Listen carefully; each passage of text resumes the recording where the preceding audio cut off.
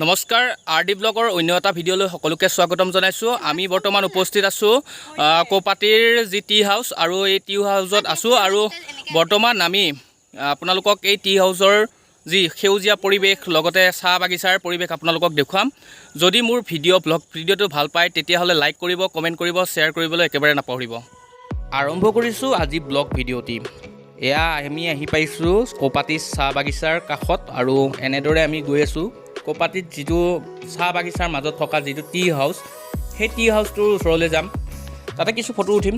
আমি আহিছোঁ, এয়া মোৰ ভণ্টিসকল আহিছে, একেলগে আহিছোঁ।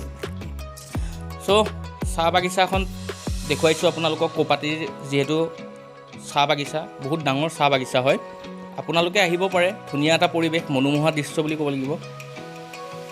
ইয়াতে ৰৈছোঁ, অলপ ফটো চটো উঠিছোঁ, তেওঁলোকেও ফটো উঠিছে। আৰু এইখনেই হৈছে কৌপাটিৰ চাহ বাগিচা। আৰু এই চাহ বাগিচাৰ পিছফালে যিটো দেখিছে আপোনালোকে, এইটোৱে হৈছে টি হাউচ। ইয়াতে আহে বহুত মানুহ আহে, ইয়াতে ফটো চটো উঠে। আগফালে আছে এয়া চাহ বাগিচা, গছ গছনি আছে, বিভিন্ন ধৰণৰ গছ গছনি, আৰু এটা সুন্দৰ পৰিৱেশ বুলি ক'ব লাগিব, ভাল লগা দৃশ্য।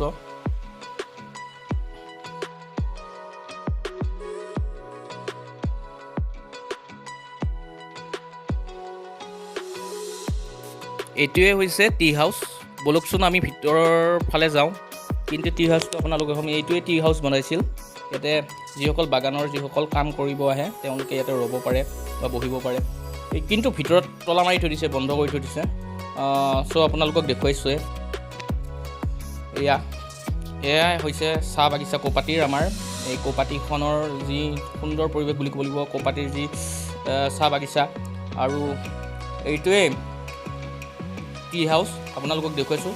যদি এই ভিডিঅ'টো ভাল পাইছে তেতিয়াহ'লে লাইক কৰিব, কমেণ্ট কৰিব, শ্বেয়াৰ কৰিবলৈ একেবাৰে নাপাহৰিব।